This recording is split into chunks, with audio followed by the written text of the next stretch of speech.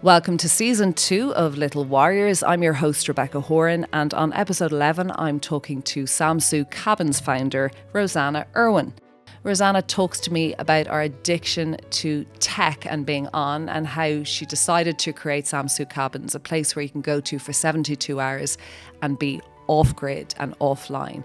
She spoke about how burnout ultimately is how she got to where she is now and working in the tech industry, and how frenetic it was, and how now she has found her purpose. She can teach us so much about how we live day to day. And before we start this chat, it's important to thank Loopy Loo by Lidl for supporting this podcast. And right now, their Christmas catalogue is live online, or you can go in-store into Lidl shops across the country and check out all of their Christmas bits. You can get your Christmas dinner sorted in a Lidl shop. Their decor is incredible. Their wreaths are so beautiful. Toys for gifting. You can build a gingerbread house with your children from what they sell. And their mince pies are gorgeous. So the Christmas catalogue is live now, or get in to your local Lidl store.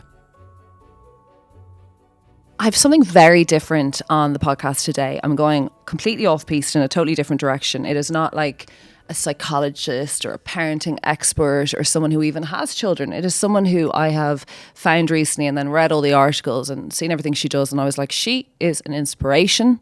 If more of our kids and teens had this kind of information now, it might prep them for a world that they think they want that actually may not be that great. So Rosanna Irwin, founder of Samsu, welcome to the podcast. Thank you for having me. That's such an interesting introduction. Yes, because you popped up and we were just bemoaning socials, but then Rosanna kind of flipped that. She goes, but I actually only have an algorithm and feed that bodes well and is lovely and intriguing, and so I don't get fed like awful stuff, so I'm good with it. And you also have a blocker. She's like not allowed to access it from 10 at night to midday. But you were saying all of that, and that's great and everything. But the good thing is I was fed your video, which was a video telling the story of Rosanna's burnout, how she was this woman hungry for success and working in corporate and tech and all of that, and doing incredibly well at a very young age, I might add, because you're still only 30, and how it all just came to a bit of a head and got you to where you are now. Would I be correct? Yeah, that's a pretty good synopsis. Will I tell you a bit about? Yeah, and I just was like to her, I don't care how this fits in, but you're going to be on my podcast. And like you were like, okay. So I was saying that it was interesting because I'm doing therapy at the moment about my childhood, and it's come up how this all happened. And I think it's pretty clear to see I'm the oldest child. Okay, how many siblings? 2 younger brothers. Okay. Very type A, very first child syndrome. So top of the class. All A's in school, never caused a moment's trouble. Was really studious, loved all the sports, addicted to proving success to my parents, and then I guess probably equating success to love. Yes.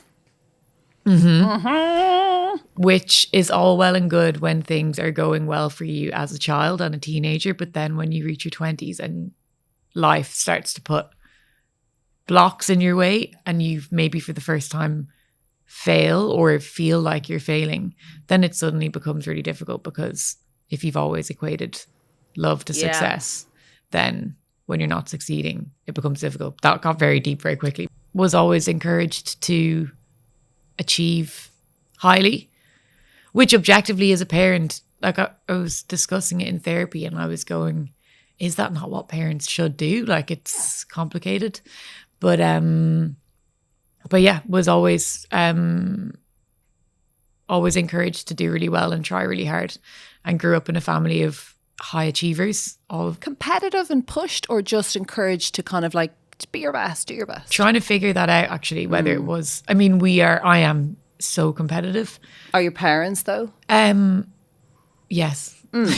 So they're high achievers. Yeah, they're high achievers. So if you have 2 alphas, you have 2 people who are doing well in the world, it kind of, they're not really going to go the other way when they're raising their children, right? Yeah, that's probably true. And yeah, always really competitive with my siblings, but not in a negative way. Yeah. And then always did really well in school, went to college, studied business, did really well, and then wondered, I didn't want to be an accountant, I didn't want to be a consultant. also very much enjoyed the partying side of university, and so graduated without a job because I didn't know that. No one told me that we were meant to be looking for jobs, and we were all out there enjoying college. And, you know, the feeders like the PwCs and the KPMGs come and pick you out, but because the big four, because like I didn't Safari. Yeah, literally, because I didn't want that. I just didn't apply. And anyway, graduated, and then I met a girl in a bar one day, and she said, "Oh, I think you would be a really good fit for Facebook." Okay. And I was like, "Oh my God, I didn't even know Facebook was in Dublin, but that sounds great. Like, what's the job?" And she was like, "Oh, it's an account manager job." I was like, "Okay, that sounds cool." Great. I was going traveling for a year. And long story short, I got the job and started working at Facebook, and it was amazing. It was like, I always compare it to Maslow's hierarchy of needs. I was at self-actualization. There was nothing else. Like, I had every other need met at that company, like earning so much money, so much autonomy, great social life, learning loads. But I just was missing the purpose and missing the fulfillment and the feeling that what I was doing was good for the world. And, you know. Okay. So there was lots of good in that job and in that life. Like, you came from this competitive, like, you know, progress, move on, family, go into college, you have fun while also like learning. So it's a bit of, you know, play as well. And then you go into a job and you're like it was everything, Rebecca, it was the world, but there was also this massive gaping hole where I was like, what is the point? Well, and also I think as a high achieving type A individual, you are the dream employee for these companies. Yeah, because you're a people pleaser. People High pleaser. anxiety, never going to mess up, will stay late, will like they know, they feed off that They stuff. give you They feed ratings. off your insecurity. They give you ratings. Oh, yeah, I love so a it's rating. like, are you meeting all? But then they also do exceeds and greatly exceeds. And it's like, well, obviously, greatly exceed? exactly. Oh no, and then they also had redefines. So it's like, well, obviously you've got to go for redefines. So they know how to work you. Yeah, it's So quite cult-esque. Sorry to be inappropriate, but it is a little bit. Yeah, but I actually really enjoyed it until COVID came. Yes. And this documentary called The Social Dilemma came out. Yes. Do you remember? Yeah, it's very good. It was very good. And I had been working with charities in Facebook, and I'd convinced myself that my little corner Was box ticking. was box ticking, but also that my little corner was doing good. Yeah. Okay, Facebook, I knew Facebook as a whole wasn't the best, but I thought that what I was doing was helping. And then I watched that documentary, and I remember I had to call in sick the next day. I was like, I can't show up and represent this company anymore. I can't give my brain to this company. I think I took 3 days off. Were you kind of, though, already going through a little bit of a like Well, I was 25. cynicism of stuff anyway? You must have been, and then you watch it. Like, there was a reason that you pulled back. I think I was 20. I was in my mid-20s, and you're around that age where you're like, but what am I going to do? Frontal cortex is formed. Yeah. Everything starts to kick in. Yeah. You know, you're starting to think about the next 10 years, and I didn't want to work at Facebook for the next 10 years. And then these existential questions come of like, well, what do you want to do? Yeah. Everyone's expected. Like, Rosanna, you've touched on something I think is important for parents. We're all expected to know, like, definitely back in that generation and my generation, what you want to be and do. And there was definitely easier paths than our parents. They found it easier to get a home, but it was easier to find a career path. We were all like, there's a PLC, there's a diploma, there's a master's or degree. You can go backdoor or something. But we're all expected. And if you don't know, it's really overwhelming, the world. Yeah. I think Did you always know? Like, were you in school or were you following what your parent... Like, that's a good question. Did you, in school, always just really were passionate about business or working? Or was it to follow... So it was kind of... I was always interested in art, and I wanted to study art. And my parents... It was just after the recession, and so I think rightfully they were... Well, maybe not rightfully, but understandably, they were apprehensive. Yes. And asked if I wanted to be an art teacher, which didn't sound that appealing. And they said, well, if you don't want to be an art teacher, what job are you going to get if you study art? So why don't you study business? And then if you still want to do art afterwards, you can always go back. which Do you think that's the right? I'm just asking No. as a parent. Do you not? Because I No. wonder, are we trying to make sure kids have security and we're so fearful of the world that we don't mean to? Because I was meant to study drama, and again, I was told that wouldn't be great.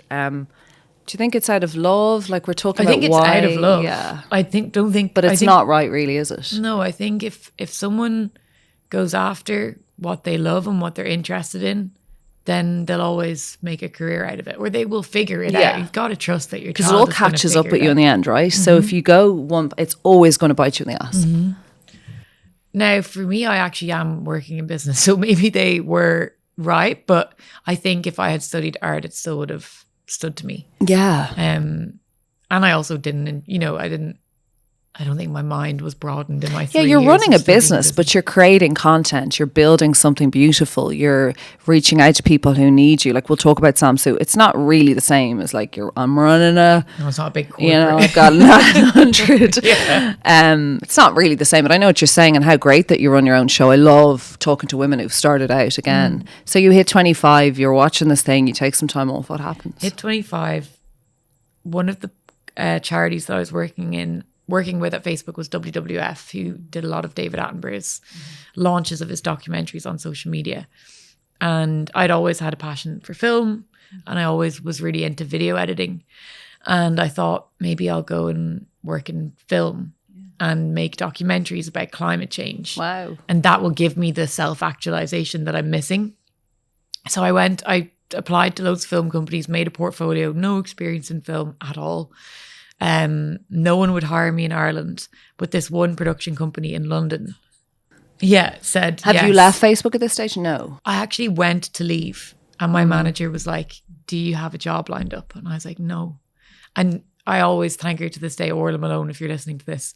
She said, like, mic's off on the video, don't do this, like, get a job, stay with us. Like, you don't have to work at redefining expectation levels.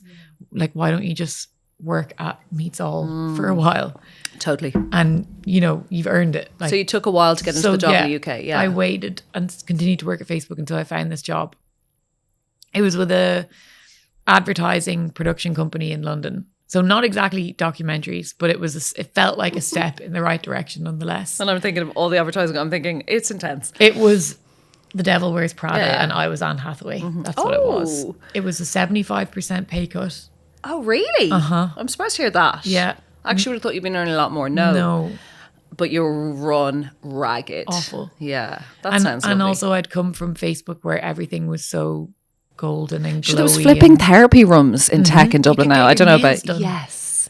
There was guys that came and pumped our bike wheels for us once a month in case we got a flat tire. Like, it was... Everything was pumped for you in Facebook. Like everything, it's just a place you don't leave. Hence There were why vending machines where you could press a button and AirPods would fall out. It was... So that was really tough. I lasted 7 months there, and then I left and I worked at a documentary company. I lasted another 7 months there. Okay, what's happening in the head now? So the family are aware of all this. Have you, your partner, is your boyfriend at the time or not? Yeah, he's there. He's in Dublin. You're suddenly the Rosanna who's, and there's no such thing, but you're pretty perfect to everyone because you've done the right things and you've done the course in college, you've gotten the job. You're starting to not unravel, but things are changing. Unravel is definitely the word I would use. Things are not, it's not working out, right? You've left Facebook, you go to this way, but then 7 months later, it's not even a year, it's kind of post-probation, you're back at another. What is happening in your head? Yeah, things are unraveling. Yeah. There were 2 more jobs like that, so I did that 4 times. So you can imagine, It's really overwhelming. And as you said, had ticked all the boxes, done everything right, got all the A's, got the first, got the job on Facebook. And then it suddenly feels like I'm messing it up. But you're also questioning why you're leaving and going somewhere else and then leaving it. You're also questioning your own probably sanity. You're like, why, Rosanna, are you making these bad choices or good choices? So you're starting to doubt your own gut and intuition. Yeah. And then the irrational thoughts come in. It's intrusive all the time, yeah. What are your parents and your family and friends saying, or do they have much? I don't think I'd have a place of pride. I was trying to protect them a little bit of what was going on because I was trying to just figure it out. They were in Dublin, I was in London. But my partner could see that it was really bad. What were his chats like? Were they like... I think he was just like, you're going to figure it out. And like, you know, you've got to trust in yourself that you will figure this out. But so chill and supportive, but he didn't also know what to do. no, he's very level-headed and very, which is great. But it just so foreign to him seeing someone unravel like this. And you're still together and you're getting married. You got married? We got married. Yeah. Her dress, her civil ceremony dress. I was like, because I did something really simple too. And I was like, that dress. Sorry, just went off track for a sec. So you've gotten married. So he was just sitting observing this. Yeah. So there was it was getting worse and worse and worse. I get to 27. I've had like 4 jobs in 3 years, something like that, which I think, you know, everyone says that you have to stay in a job for at least 2 years. That's like, so you can imagine, you know, the CV's taken a beating. And I end up back in this job in climate tech. So I've almost done full circle now. I always say with a job that there's, we talked about Maslow's hierarchy of needs, but there's the trifecta of things that you look for, which is money, for me, money, creativity, and purpose. Yeah. Okay. So your pillars there. Yeah. So there's 3 pillars. So Facebook gave me... So you care a lot about making good money. Was this because you were brought up with a bit of wealth, or you just were like, I never want to be dependent on a man? Or like, what are the reasons behind money? Well, just from working in that job in film production and being on basically minimum wage, and it just wasn't... You're like, I'm not doing that. Yeah, it just wasn't. And I don't deserve that. My goals are not to be a millionaire, but I just want to be... comfortable. Yeah. Get a home. I don't have aspirations of you know, I'm not looking to IPO my company. But you do know your worth. Yes. Which is different. Yeah. Right. I just want to be comfortable. Yeah.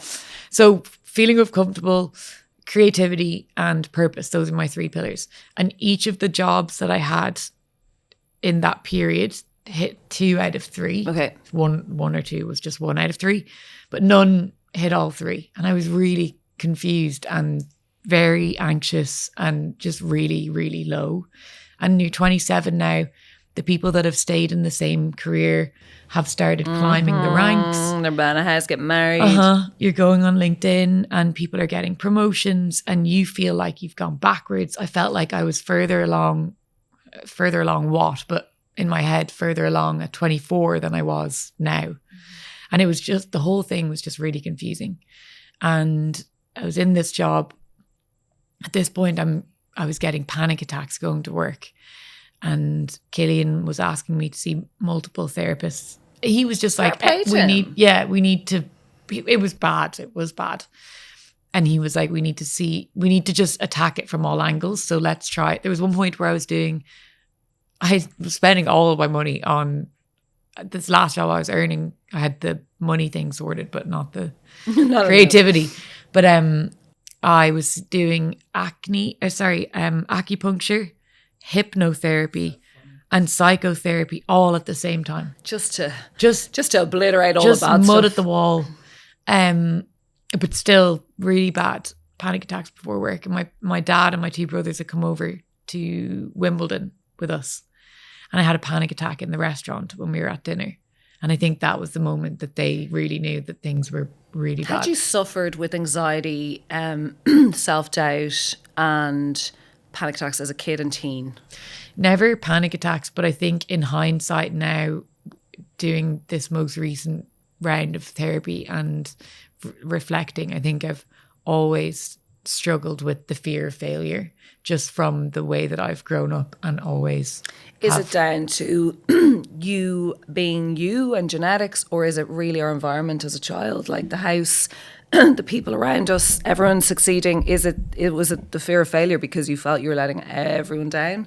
That I don't know yet. I'm still figuring that out. I'd love to know the answer. I do wonder about our parenting choices as I raise my girls, and I'm like, don't say something that your mum would say, or don't criticize ever how they look, or don't talk about them. And it's such a funny one to be in this position now as a human adult parenting and being like, don't mess it up, because we all do. I do think, and I have to be careful how I phrase this that I don't come across badly, but I genuinely didn't ever fail as a kid. And I think it's good for kids to fail. To fail. Like not be to picked, not do well. Yeah, I was always picked. Like so you never had this. I never had there's no resilience there. There was no resilience built up. I don't know how you force a child to fail. Well, I think we spoke about this about Troy Parrott. I don't know whether you know about the football team and the chap who, so he had a really hard upbringing, and Ireland could be going to the World Cup. Maybe Barry will tell us, maybe we already are, but he didn't come from much. And like, I speak to my kids a lot about how they're so lucky and privileged, and how nearly the opposite can be so good for children, because there's such hunger, want. You have hunger and want. I can see it in what you do, and that's great, and it's come now. But I think if everything is on a plate, if you have the personality, looks, brain, everything's just there, there is no room for resilience. And I grew up with a lot of girls who had a lot going on for them. They were really great. And when things hit them, cancers, breakups, parents dying in their 20s, they had no way of... Resilience is my biggest thing for my kids. Forget anything else that they do. I need them to be strong for when I'm not here, or also for when things are not great. And I think the thing is, I think I just never learned that when you fail, nothing happens. Like, it's literally grand. But because That's great. Because say that again. When you fail, nothing happens. Also, nobody cares. But if you never fail, then you never find out. So you're always fearful of that's it. Interesting. So yeah, I think... Fearful of what? Judgment, or you or something awful happened? Like, what were you afraid of? I think what people would think, even though I know that no one cares, but I think if you just did something and you weren't good as a kid and nothing happened, you would have that learning. Yeah. So it's like, unfortunately for me, it was a series of fortunate events that led to my anxiety. Yeah. But yeah, are you kind of grateful, like in a bizarre way? Are you kind of grateful for all, like, I have had some stuff thrown at me with health and stuff, and I'm kind of like, I'm grateful, because I wouldn't be the person who's more as empathetic as I am. I wouldn't get it. I don't think I'd be as good a mama. I think everything is a building block. Yeah, I think, look, it was really hard, but so like life is hard, and I'm glad that I went through it in my 20s rather than in my 30s and 40s, because I think it's inevitable for people at some point to figure out exactly what you want to do and how you want to spend your life. And you're right, it can hit you in your 30s or 40s when you're having babies or in a relationship, and that's a really hard time. You kind of got to do it. I only had to look after myself, so it was not that, it could have been a lot worse. So you have the panic attack in Wimbledon, your family are there. So yeah, I have the panic attack in Wimbledon, and my dad, my two brothers were like, both of my brothers own their own businesses. One of them in particular is 5 years into his business. He owns the Hot Box, the sauna company, and they're absolutely killing it. And he pulled me aside and was like, "You just need to work for yourself." How did they get into that vibe? So were they also like you, having to really or are they more chill about everything? More chill about everything. So they just were, because they were second and third kids. Yeah, I think that's also to do with it. Wow. I think first, it's because they're boys. Probably also care less. So they both run there. So they always work for themselves, and here were you killing yourself for the man. So they kind of said you'd be okay. They were like, "You just need to not work for anyone else. You need to work for yourself." And I had always had this, and I had always had this dream of hosting something. But I always thought, the classic: do everything right. I'll get married. I'll have my 2 kids. I'll take my 2 maternity leaves. I'll do my corporate job for 10 years, and then I'll do the thing that I want to do. So I thought I had it all planned out. And they pulled me aside. They said that. I thought about it, but felt there's no way I could quit my job. And the next week, myself and Killian were going to visit a friend in Denmark. We were visiting this friend who I'd studied with in college. He's also studied business, but he went off and did his own thing. He went to Ballymaloe. Oh, cool. Was a chef in Denmark. Also worked in the River Cafe, and now he's back in Ireland running his own, it's called Mowgli. It's a roaming kitchen. It's amazing. So I was visiting him just at the time when my brothers had said this. I was visiting Tom, who had gone out and done it, and he was looking really healthy and happy and free, and I was like riddled with anxiety. And we ended up on this small island called Samsu off the coast of Copenhagen. And this island is amazing. It's Denmark, being Denmark in the 90s, it was trying to figure out how it would get to net zero. And Denmark's made up of loads of different islands, and they held a competition. The winning island would be the test pot. So say they wanted to trial heat pumps or electric vehicles, they'd trial it on this island. If it worked, then they'd scale it up nationally. So you go onto this island and it's like stepping back in time. Everyone is on a go slow. There's wind turbines everywhere. Everyone's driving EVs. There's no Amazon shops where you go in and there's no people there. It's just a beautiful, beautiful place. The nature is amazing. It's 90% agriculture. So a lot of farming, and it was just like stepping into a different world. And there was barely any phone signal. And because we booked it last minute, we ended up glamping in this yurt thing in a field. And I accidentally did a digital detox. And at the time I was doing all these therapies. Yes. I was working so hard and I was contactable 24 hours a day. But I wasn't making the connection that maybe that was why I was feeling so bad.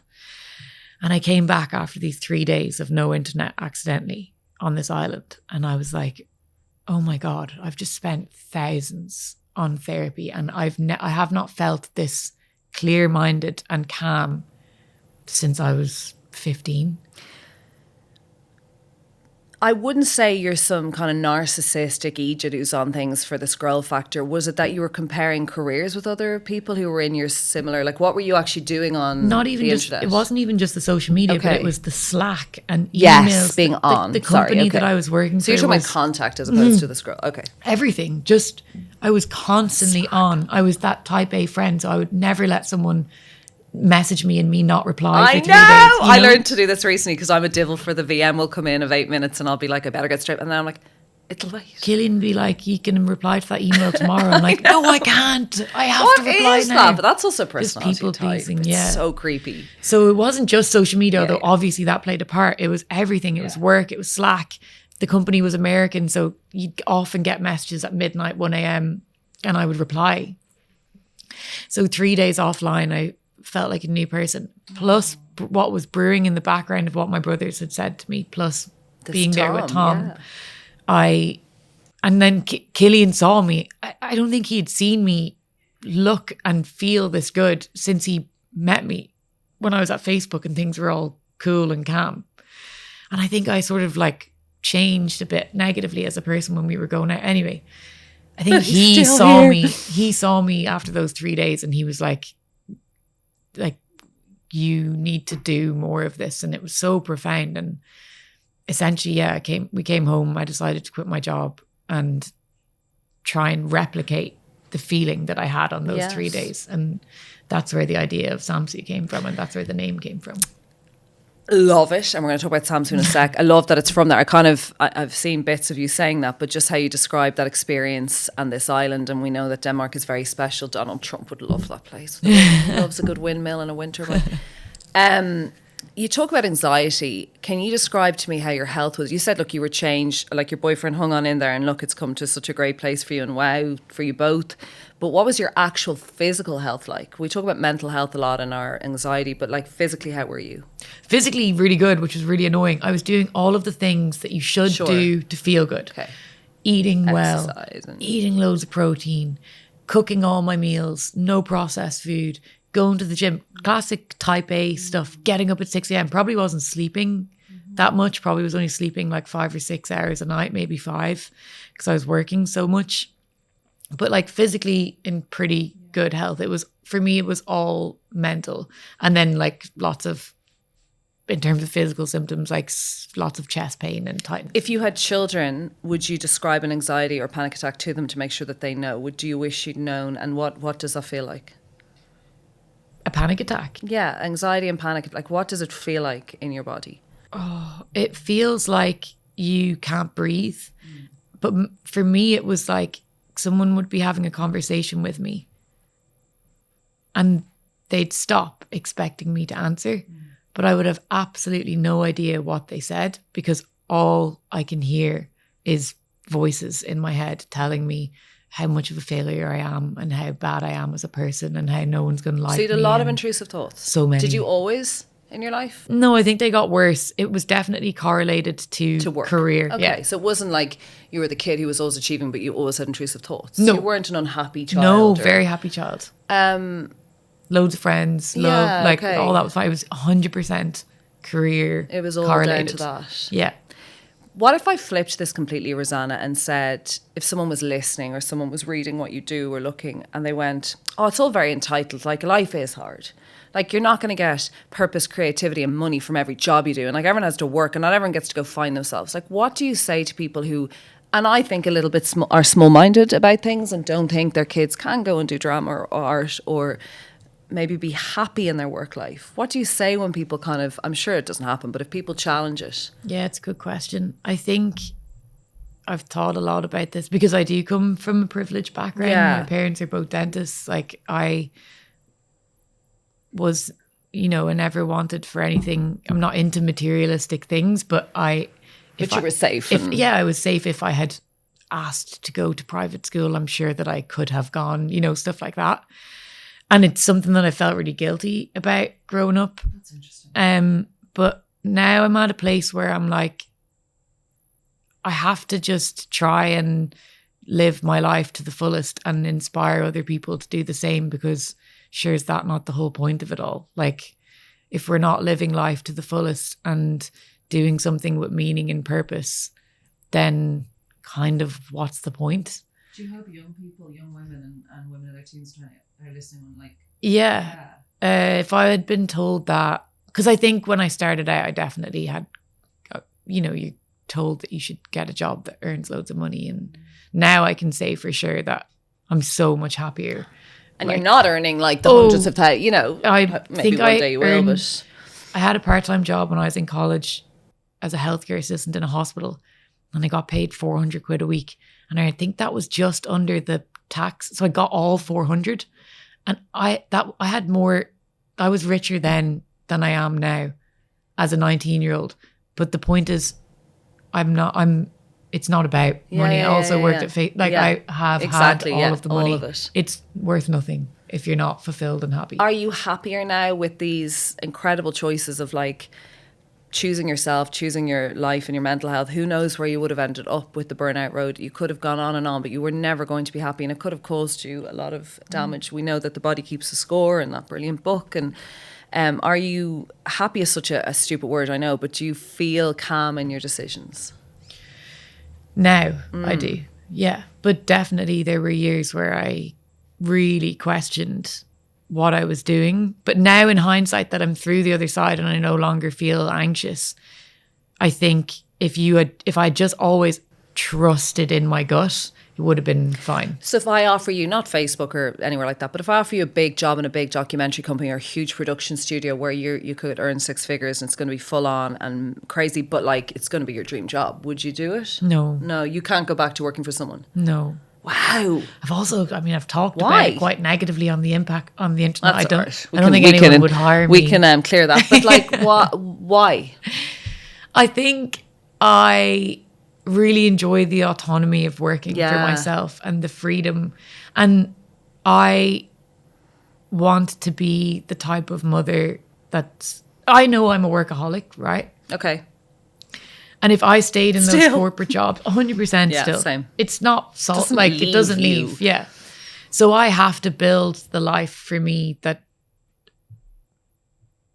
doesn't allow the workaholic in me to negatively impact my life. Does that make sense? Yeah. If I stayed at Facebook or the documentary company, I would be working until midnight every night with kids. I just know I would. It's how I know lots of people who do that kind of work. So Samsu is a company and a way of life and a lifestyle business that I hope will allow me to be around for when I have kids and be more present.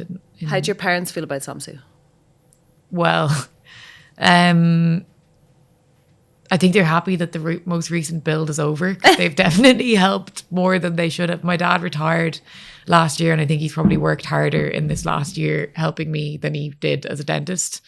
But I think they're proud. I think they're just, as any parent, is they just want their kids to be happy, I think. Have you discussed your validation versus love thing with them ever? Or have you said like, I was really just looking for proof, or do you just not go there with that stuff? I think I'm genuinely only getting to the point of that sentence that I said earlier about success equals love. I've only just figured that out in the last couple of weeks. But I don't know that it's worth discussing with my parents because their job is done now. Yeah. And they've done I had a lovely it's so childhood. Interesting people who are like, I just want to tackle this. I'm like, your parents are 60, 70, like just leave it. Yeah. No one's going to change. No benefit. It's great for you to talk about it in therapy. And for me to know for my job in the years to come, but I don't think anything's going to come from and also they did nothing wrong. No. They did it out of love. No, and exactly. Just tearing your parents apart. Like everyone's living every day for the first time. So they had, they were just trying everything out for the first time as well. So no, I don't think there's any point in discussing it with them. Can you tell me about Samsu, when it started, what it is? It's so beautiful. If you don't follow Rosanna Irwin, were you related to Steve? Because he was a wild one. No, my brother was Steve's biggest fan though, and he actually has a signed poster of Steve. Wasn't he joking? Jesus. Yeah, he was a huge Steve Irwin fan. I met Steve Irwin. Did you? In Australia at some bar. It was bizarre, very bizarre. He was exactly what he was. He was high energy. Yeah. I used to think it was all fake and like he's a nut. And then I met him and I was like, he is what he is. And the kids are so sweet. His son is living on the legacy now. Yeah. He certainly is. Tell me about something. So, came back from this island in Denmark and wanted to replicate the feeling of being offline. And I'd always had an interest in small spaces. When we were in London, we were living on a canal boat. Ah, cool. And we also have a camper van that we renovated. So I'd always been interested in small spaces and also interested in design and art from Why school. small spaces? I just think that we live in spaces that are too large. Did you grow up in a very big home? We did grow up in an old house that was always cold. But I think just generally, I don't know where it came from actually. Is it feeling... I think I used to love hanging out in tree houses as kids, and we used to always build tree houses. And I'd always had a dream. Swiss Family Robinson was like my favorite film as a kid. It was such a good film. And I think I'd always had a dream of like tree houses and stuff like that. So all of this was brewing, 3 days offline, came home to quit my job. And I was thinking, okay, we glamped in a tent, but I don't think a lot of people in Ireland would want to glamp in tents. So what about cabins? I'd seen lots of stuff about cabins online and started to do research, and it took me about 8 months from when I quit to when the first cabin, Saoirse, opened. How long ago is that? That's 2 years ago. 2 years ago. So and then it took me 15 months to get our second cabin, which just opened yesterday. Congratulations. Yeah. What's the second one called? Cuckoo. Amazing. So they're spaces that are designed to be lived in an analog way. So there's no technology in them at all. So no Wi-Fi. No Wi-Fi. It's off-grid-ish. It's off-grid, yeah. They're solar powered. They're completely off-grid. They're warm though, You've got a stove in there for heat. There's a lockbox for you to lock your phone in. We give you a film camera and a roll of film. There's a cassette player with tapes that my dad and I have burned together from old records that we've had. We give you journals, curated books and games. And the idea is to just remove technology from your life, and specifically social media, for 72 hours. 72, okay. There's a lot of science to show that after 72 hours, your brain starts to rewire itself. Because if you think about when we're scrolling Instagram, it's a bit like addiction. It's like coming off something, correct? Yeah, dopamine. And we're essentially pulling this mini slot machine. Every time you swipe and you get served a new reel or TikTok, you're getting this tiny little dopamine hit. And that's why it's like drugs. Yeah, you reach for your phone so many times during the day. So the idea is to remove all of those stimulus and just place yourself coupled with nature. So 72 hours without technology. Where are your cabins? We have 3 so far. 2 are by me and 1 is like a curated by Samsu Cabins. So the 2 by me are in Westmeath. Okay. And the curated one is in Wicklow. And then we've another one launching in Mayo in January. So you go online to Samsu and you book and pay for this cabin for you and your family, or is it more for one person on their own? 1 or 2 people. Right. Goal is more people in time, but at the moment, 1 king size bed. And you sleep and you hang out and you go into nature. Food wise, how are they? You bring your own food, Okay. but we provide you So it's with... much like an Airbnb, but a really lovely... Yeah, okay. Yeah, we provide you with a cookbook that I collaborated with Tom, my friend, the chef, on. And so we give you 4 recipes, 1 for each season. The idea is that the food can be cooked over fire or in a 1 pot in a cabin. So try and you don't have to think so much. We just give you the recipe and the ingredients. So you go bring buy your them. stuff from it. Yes, okay. There's pizza ovens, there's outdoor grills if you want to barbecue, or there's 2 hobs inside and a small fridge. So the line is like everything you need and nothing you don't. There's no people that you're not with other people? No, the cabins are all isolated. So, you shouldn't see anyone else for the duration of your stay. Are you finding so far with your bookings, it's mainly people in tech or burnout or not? So I thought when I wrote my business plan, that was my demographic. People like me at Facebook and all the tech companies. But actually, it makes sense now that I'm doing it. But okay, the people in tech are on screens all day, but actually so are nurses and doctors. And yeah, actually it's everyone.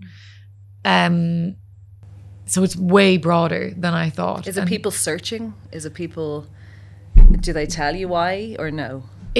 We ask, why you're coming to Samsu. A lot of them, if you think about it, when is the last time that you spent 72 hours with no phones with your loved one? And if you go on holiday and say, I'm going offline or I won't be responding, people are like, well, she's still bloody available. She's just being a dick if she doesn't reply. Or there's an expectation. But if you're actually I physically can't, it kind of removes the guilt. 100%. And we give you this Blockia, a Nokia 3310, the old ones with if snake on them. Yeah. And we put the number on the back.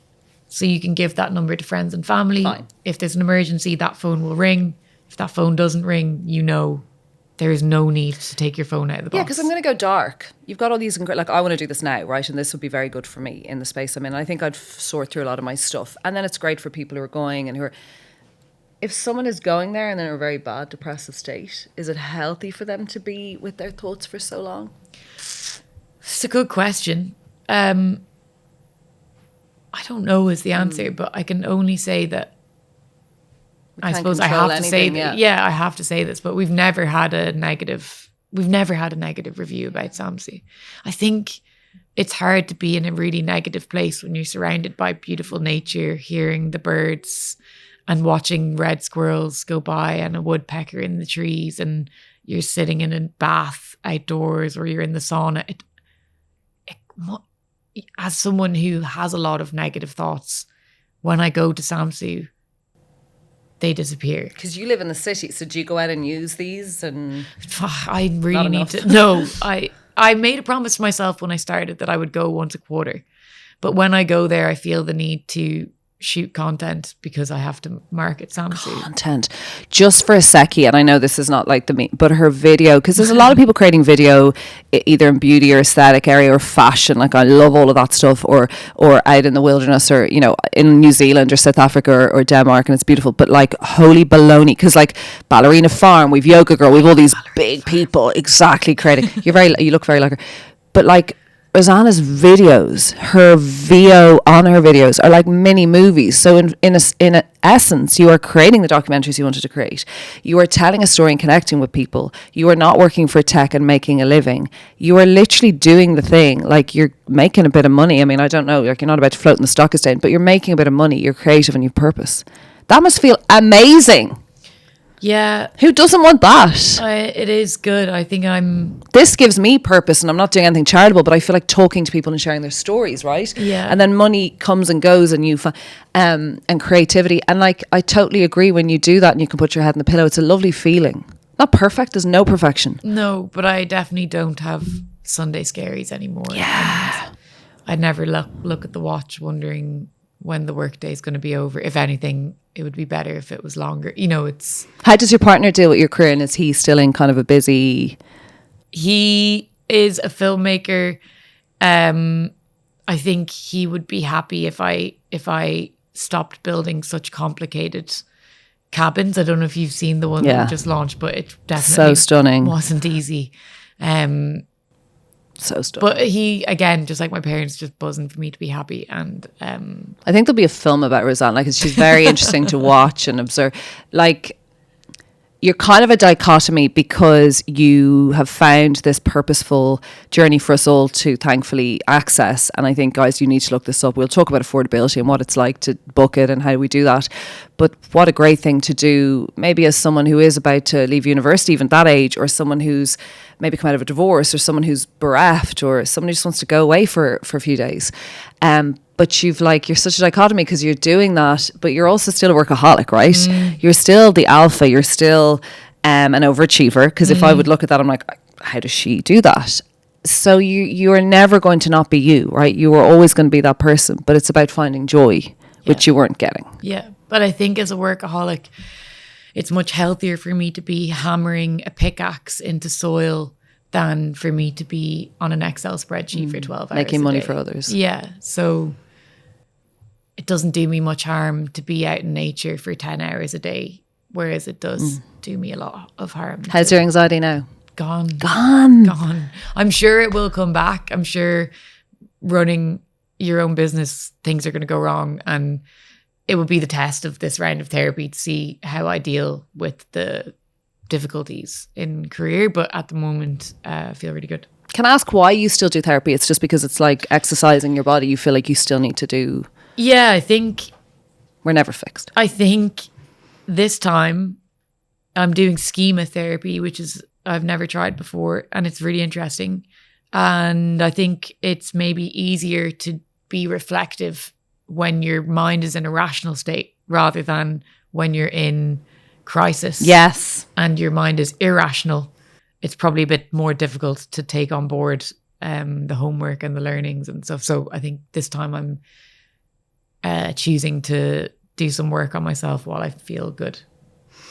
How do we book Samsu? Is it affordable? You don't have to go into costings, but like, is it something that you could do? Tell me a bit about that. Yeah. Ironically, book it online. You'll also find us on Instagram. But yeah, www.samsu.ie. We have 3 cabins so far to choose from. They all vary in price, but I think the cheapest one is Saoirse. That is €200 per night. You have to stay for 2 nights, but preferably you would do 3. 3, great. So minimum of 2 and then 3. Exactly. 3 at the weekend, 2 during the week. But the most common piece of feedback we get is, I wish I had one more night. It's like going on holidays, you know, the first week you're really stressed and then the second week is when you truly relax. Wind down. Because you're doing a digital detox, the first 24 hours, you're actually kind of like, you keep reaching for the phone, bit antsy. And then it's day 2 when you really, really relax Get back into to being it. a child. I mean, that's what, when dad comes and I looks miss at the cabin. 90s, Rosanna. I know, it's, I didn't mean, know I the was, 90s. I was only a child, but Yeah. dad says when he comes and looks at the cabin, he's like, I don't get it. Like, it's like what life was when I was Like, young. it's not And that, I'm yeah. It's like, it is beautiful, but it's not that shocking. It's simple. just literally what we did. Like, you'd call over to your mate's house, now it's like a better tax. Like, I think you are so, I hate the word inspirational because it's so thrown around and everyone's inspirational, but you inspired something in me that day. I was grateful you responded. Keep doing what you're doing, because if we don't have these conversations and they don't reach people, people are going to continue on a trajectory that has no joy and has no purpose. And that makes a society that is shit, which we're kind of struggling. Like, I moved out to the countryside because I wanted to try and find like-minded people who put the boots on the weekend, and we're kind of, and I love that. And then I straddle a bit of the, you know, corporate-y stuff, but we need more of you. We don't have that many of them. So thank you so much for what you're doing and what you're teaching us about. It's okay to, no one is talking about you in circles, and if they are, great, but it's okay to say, I'm not going to do this. And I was so fearful when I told you that I quit my job this summer of everyone talking about me. Like, why did she do that? What happened? She is a failure. And actually, no one cares. No one cares. Nobody gave a shit. Like, people were nosy. They were like, ooh, what are you going to do next? Or why? But really, the only person I was mistreating was myself. Like, nobody cares about you. No one cares. Not in a, like, people It's love so you, freeing, but it's no so one cares. freeing to go, there'll be another person in my job, and there'll be another person in your tech job in Facebook, and there'll be another Rebecca or Rosanna. And when you start doing that, it's a better vibe. 100%. Yeah. Got to follow her. She's deadly. Thank you so much. Thanks so much for having me. Thank you.